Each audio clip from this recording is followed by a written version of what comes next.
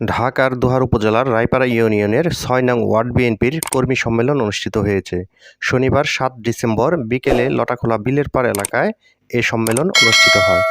এ সময় অনুষ্ঠানে প্রধান অতিথি হিসেবে উপস্থিত ছিলেন দোহার উপজেলা বিএনপির সভাপতি নজরুল ইসলাম মেসের। প্রধান বক্তা নবাবগঞ্জ উপজেলা বিএনপির সাধারণ সম্পাদক খন্দকার আবুল কালাম ও বিশেষ বক্তা দোহার উপজেলা বিএনপির সাধারণ সম্পাদক মাসুদ পারভেজ।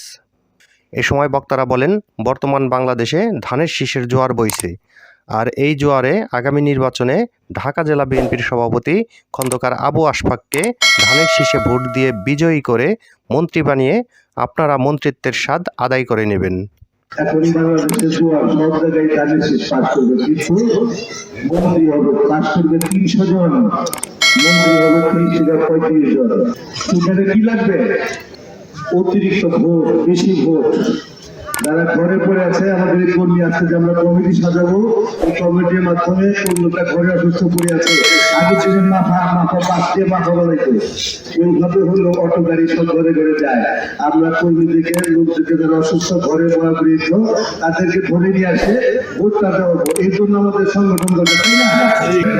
আপনাদের ভোট আপনারা দিবেন, ভোটের মূল্য আর সবসময় ভোটের মূল্য আপনাদের কাছে একই ভোটের মূল্য। সেই ক্ষেত্রে আপনারা ভোট দিয়ে আশপাশকে মন্ত্রী বানিয়ে ওই মন্ত্রীদের স্বাদ আপনারা অধিকার আদায় করে নেবেন। আমরা এখানে আজকে একত্রিত হয়েছি, দীর্ঘক্ষণ যাবৎ কথা বলতে পেরেছি। মাত্র এই যে জুলাই বাকির আগে কি আমরা এবার বসতে পারছি?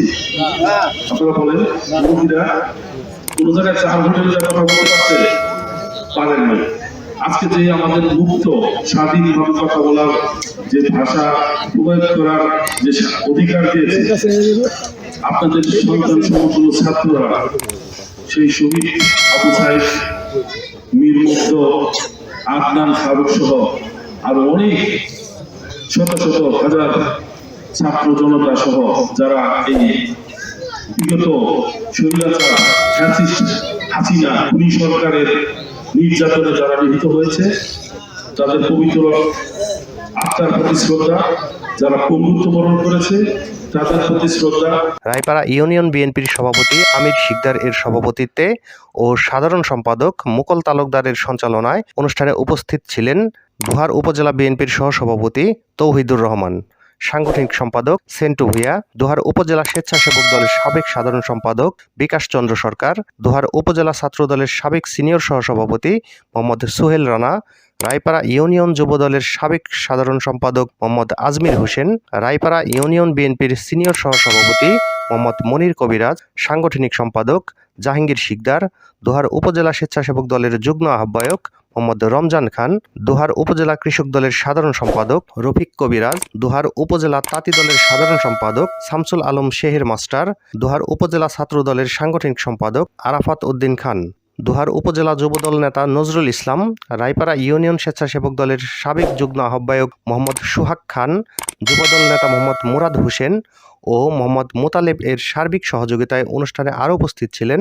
দোহার উপজেলা জাসাসের সাবেক সভাপতি বজলুর রহমান পপি, রায়পাড়া ইউনিয়ন বিএনপির যুগ্ম সাধারণ সম্পাদক বাবু হাওলাদার, দোহার পৌরসভা ছাত্র দলের সাবেক সাংগঠনিক সম্পাদক সুজন মাহমুদ আনসারি, যুবদল নেতা কাজী মাহবুব, রায়পাড়া ইউনিয়ন স্বেচ্ছাসেবক দলের আহ্বায়ক শ্রাবণ আহমেদ সবুজ, যুগ্ম আহ্বায়ক মোহাম্মদ লিটন, দোহার উপজেলা ছাত্র দলের সভাপতি সেলিম ওসমান, জয়পাড়া ডিগ্রি কলেজ শাখা ছাত্র দলের সভাপতি সৌমিক ভূঁইয়া, রায়পাড়া ইউনিয়ন বিএনপির সহ স্বেচ্ছা বিষয়ক সম্পাদক মোহাম্মদ বশির হোসেন, পৌরসভা কৃষক দলের সাংগঠনিক সম্পাদক মোহাম্মদ রুবেল, দোহার উপজেলা শ্রমিক দলের সহসভাপতি মোহাম্মদ শাহজাহান, রায়পাড়া ইউনিয়ন বিএনপি নেতা মোহাম্মদ সাইফুল ইসলাম, মোফাজ্জল হোসেন, ফরহাদ হোসেন, দোহার উপজেলা যুবদল নেতা মোহাম্মদ মিঠু সহ বিএনপির সকল সহযোগী সংগঠনের নেতাকর্মীরা উপস্থিত ছিলেন।